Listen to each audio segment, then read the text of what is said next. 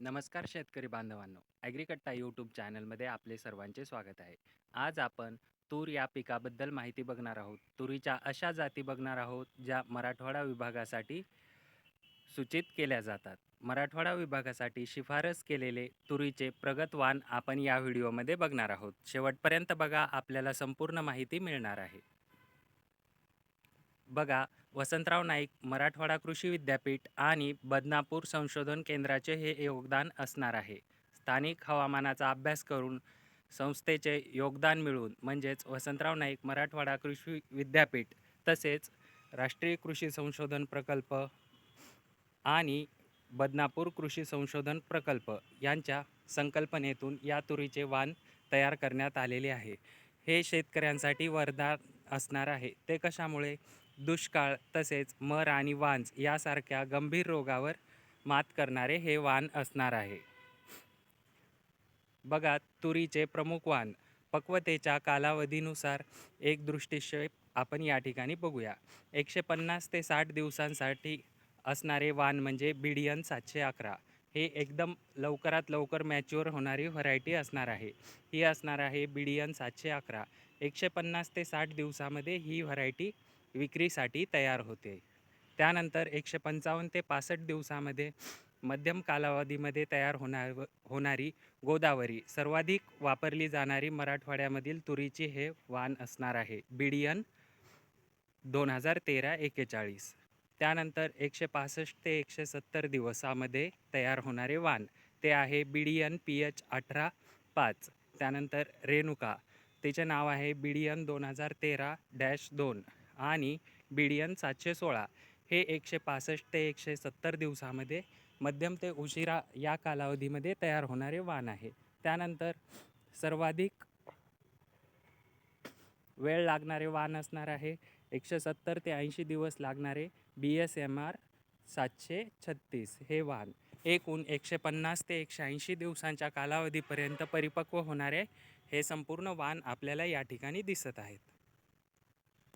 BDN PH 18-5 165 ते 70 दिवसामध्ये हे वाण तयार होते मित्रांनो. याची उत्पादन क्षमता 17.5 ते 21.5 क्विंटल प्रति हेक्टर असणार आहे. मर आणि वांज रोगास अत्यंत प्रतिकारक हे वाण आहे. त्यानंतर भारत सरकारद्वारे अधिसूचित असा हा पहिला तुरीचा संकरित वाण आहे. कमी खर्चात आणि कमी पाण्यात जास्तीत जास्त उत्पादन देण्यासाठी हा वाण अत्यंत लोकप्रिय ठरत आहे. BDN 711 बद्दल माहिती बघूया. 150 ते 60 दिवसामध्ये म्हणजेच लवकरात लवकर तयार होणारी ही तुरीची जात आहे. कोरडवाहूमध्ये 16 ते 18 क्विंटल प्रति हेक्टर एवढे उत्पादन होते. तसेच बागायतीमध्ये 25 ते 26 क्विंटल प्रति हेक्टर एवढे उत्पादन देणारे हे वाण असणार आहे. यासाठी जमीन आपल्याला हलकी ते मध्यम लागणार आहे.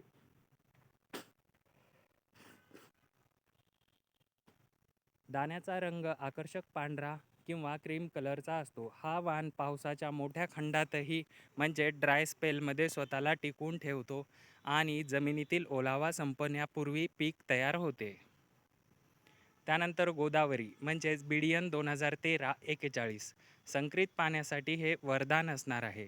याचा कालावधी आहे 155 ते 65 दिवसामध्ये हे वाण तयार होते. मध्यम कालावधीमध्ये 155 ते 165 दिवसामध्ये तयार होणारे वाण आहे. याची उत्पादन क्षमता 18 ते 20 क्विंटल प्रति हेक्टर आहे. जर आपण हे वाण ठिबक सिंचनावर घेतले तर 12 ते 18 क्विंटल प्रति एकर इतके आपल्याला उत्पादन मिळू शकते. यासाठी पाण्याची गरज किमान एका पाण्याच्या पाळीची गरज असते. यासाठी आपल्याला जमीन जड ते मध्यम असलेल्या दुष्काळी पट्ट्यात संरक्षित पाण्याची थोडीफार सोय असलेल्या शेतकऱ्यांसाठी हा वाण सर्वोत्तम पर्याय म्हणून आहे. त्यानंतर बघा, रेणुका BDN 2013-2 याचे उत्पादन विक्रमी होते. हे लाल प्रकारचे तुरीचे वाण आहे. 165 ते 70 दिवसाचा याचा कालावधी आहे आणि 25 ते 31.5 क्विंटल प्रति हेक्टर एवढे उत्पादन आपल्याला मिळू शकते. यामध्ये मर आणि वांज रोगास पूर्णपणे प्रतिकार क्षमता असणार आहे. BSMR 736 आणि आफ्रिकन वाणाचा संकर करून हे विकसित केलेले आहे. याचे दाणे अतिशय टपोरे आहेत आणि लाल रंगाचे असतात. 100 दाण्यांचे वजन हे 11.7 ग्राम एवढे असणार आहे. संपूर्ण भारतासाठी याची शिफारस केली जाते. बघा, BSMR 736 आणि BDN 716 हे वाण आंतरपीक आणि भारी जमिनीसाठी वापरले जाते. याचे BSMR 736 या वाणासाठी आपल्याला 180 दिवसापर्यंत कालावधी लागतो. 16 ते 20 क्विंटल प्रति हेक्टर एवढे उत्पादन मिळते. भारी, काळी आणि खोल जमिनीसाठी अत्यंत योग्य हे वाण आहे मित्रांनो. त्यानंतर BDN 716 हे वाण 165 ते 70 दिवस कालावधीमध्ये तयार होते. 18 ते 22 क्विंटल प्रति हेक्टर एवढे उत्पादन मिळते. याचे दाणे आकर्षक लाल रंगाचे असतात. सलग लागवड किंवा आंतरपिकासाठी, उदाहरणार्थ कापूस आणि तूर किंवा सोयाबीन आणि तूर साठी हे खात्रीशीर वाण आहे. दोन्ही वाणांपासून उत्तम डाळीची आपल्याला कल्पना करता येते. हे रोगास पूर्ण प्रतिकारक आहे. आता या ठिकाणी आपल्याला संपूर्ण वाणांची माहिती दिलेली आहे. याचा स्क्रीनशॉट काढून आपण बघू शकता. आता तुमच्या शेतासाठी योग्य वाण कोणते आहे त्याबाबत या ठिकाणी माहिती दिलेली आहे मित्रांनो.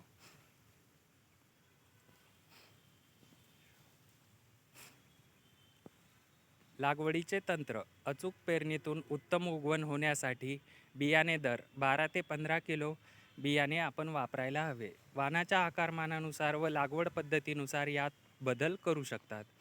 पेरणीचे अंतर, जमिनीचा प्रकार आणि वाणाचा कालावधी यानुसार 2 ओळीमधील व 2 रोपांतील अंतर योग्यरित्या राखावे. उदाहरणार्थ, भारी जमिनीत अंतर जास्त ठेवावे जेणेकरून झाडाला फांद्या फुटायला वाव मिळेल. बघा मित्रांनो, जैविक बीज प्रक्रिया कशी करायची या संदर्भात माहिती दिलेली आहे. आपण निरोगी आणि प्रमाणित बियाणे स्वच्छ करून घ्यायचे आहे. त्यानंतर 10 किलो बियाण्यासाठी 250 ग्रॅम रायझोबियम आणि 250 ग्रॅम स्फुरद विरघळणारे जीवाणू आपल्याला पाण्यात मिसळून बियाण्याला हलक्या हाताने चोळायचे आहे.